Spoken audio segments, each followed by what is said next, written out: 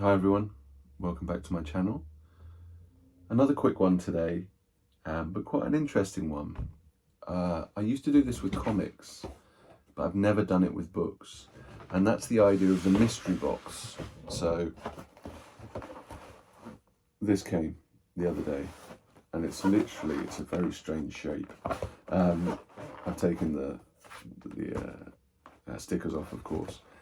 This is a mystery box from eBay that I paid, I think it was £11 for, which is sci-fi stroke fiction books. Now, I'm guessing it's all sci-fi. All it showed on the picture was random piles of books, and it did say that the books come from this, or this is an example of those books. So I have no idea what's coming. It was only £10, so £2 a book. I'm pretty sure I'm not gonna, find an unbelievable gem, but I might find something to add to my science fiction library, and it's a bit of fun. I used to love doing it with the comics. I used to do it with my dad and my nephew, and we used to do kind of spinners and everything, and then trade after.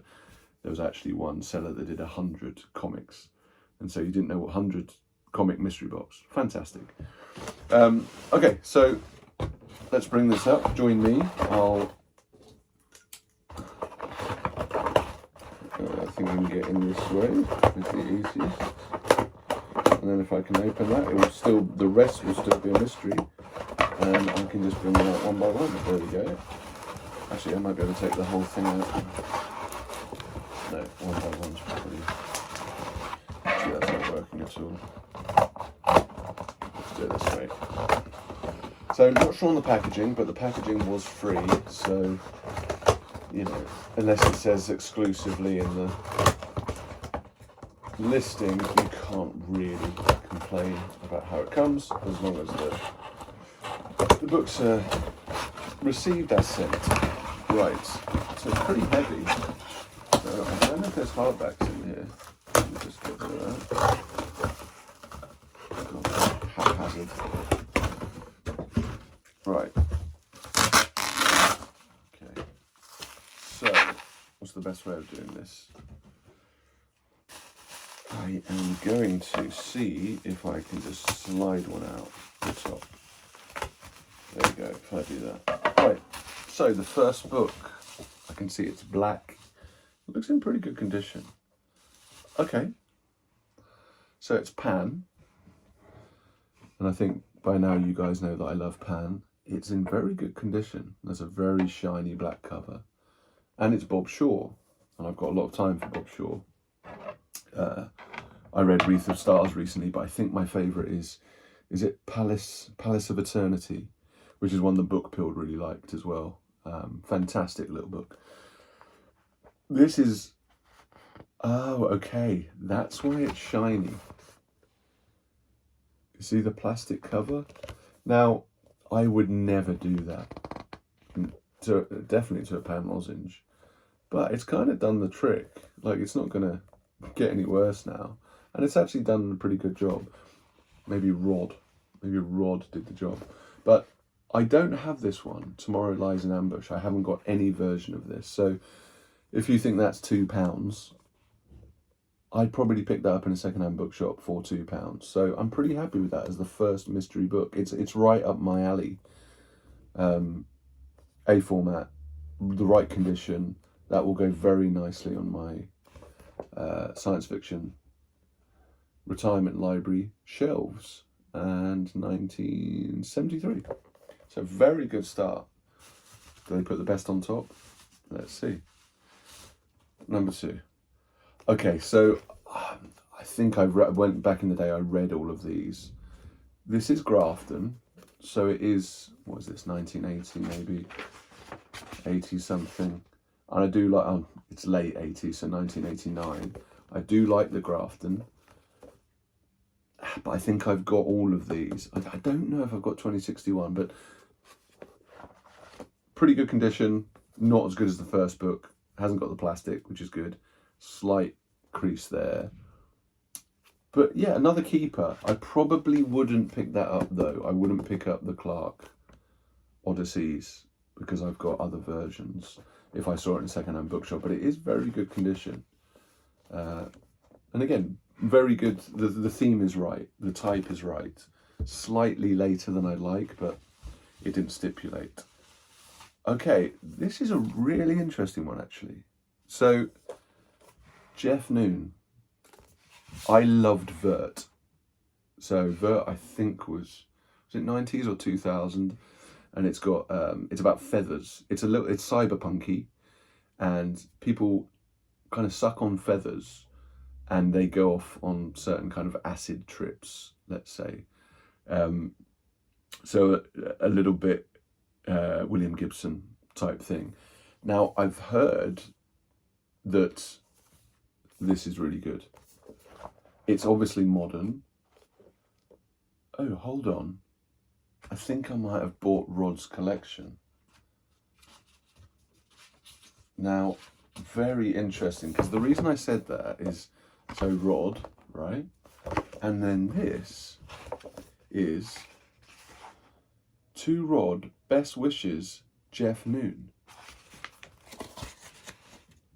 Now, I obviously need to check that signature, but it feels like Rod's selling his collection, and I've just got a signed book to him. Wow. But yeah, Automated Alice, this is obviously a modern paperback from when, and it's after, as it says in there, it's after Vert and Pollen. I read both of those. I've got both of those downstairs. So 1997. But I have heard good things about this. In the last years of his life, the fantasist Lewis Carroll, Alice, of course, Alice in Wonderland. It's even like, it's the old picture of her. Lewis Carroll wrote a third Alice book. This mysterious work was never published or even shown to anybody. It has only recently been discovered. Now at last the world can read of Automated Alice and her fabulous adventures in the future.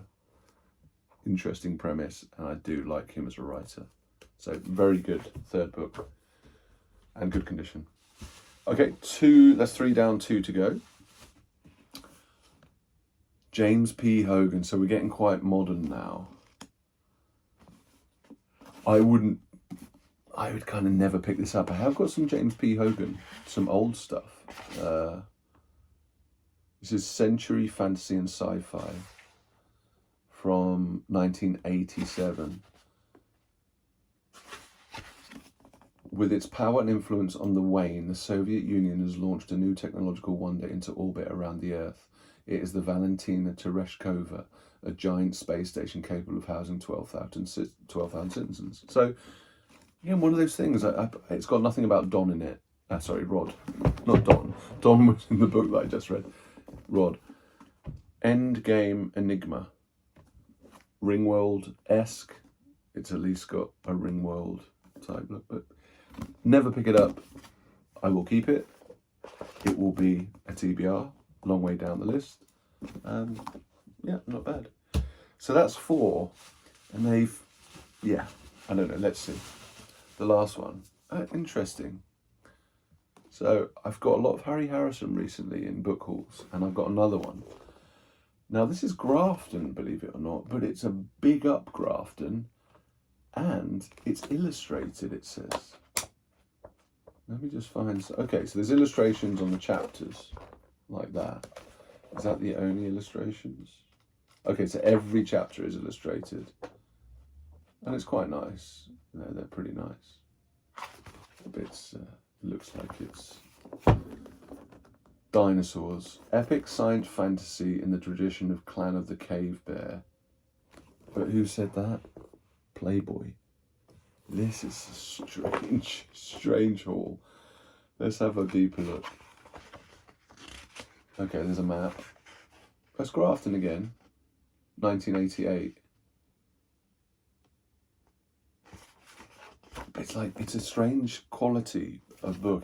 It's strange. I don't like this format. Number one, you know, I can't take it with me on my flights, or it's not easy to take on flights. And it feels very modern, very flimsy, and I probably wouldn't pick it up.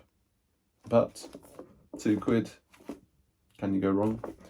So let's have a view, and that's why the box was so strange, because it was kind of on top of each other like that.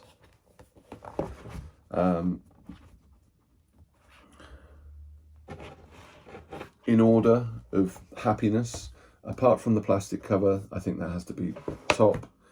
Then I would say, just in terms of reading, not science fiction retirement library, but reading a Jeff Noon that I was aware of, and it's probably on my wish list somewhere, which is good.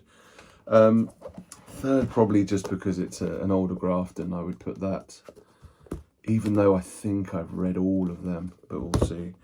And then that James Hogan, and then Harry, even though I want to read a lot of Harry Harrison, I don't think that's going to be my first one. So would I do it again? Would I do the sci-fi book mystery box again? I think if you think of £10, from what I've got recently in some of my hauls, and I've got them for 50 to 80p. Yes, you have to buy a huge amount. You know, I got 71 books and 100 books. I think I think I had most of those upside down. I think there's better deals out there. I know why people do mystery boxes. Get rid of things, or you could have 1, 2 or 3 which are good, and then 2 that people might not buy. It makes sense, especially as a seller. And it's an interesting kind of creative thing to do. So I'll have a think. I'll see if there's any others. There's way less mystery boxes for books than there is comics. But I'll see again. Maybe I didn't get the best from Rod's collection, but I did get the signed book, which was the Jeff Noon. So maybe that should have been number 1 because it's signed as well. So I've got some Jeff Noon, but it's not signed. Anyway, that's my mini mystery box. Thank you.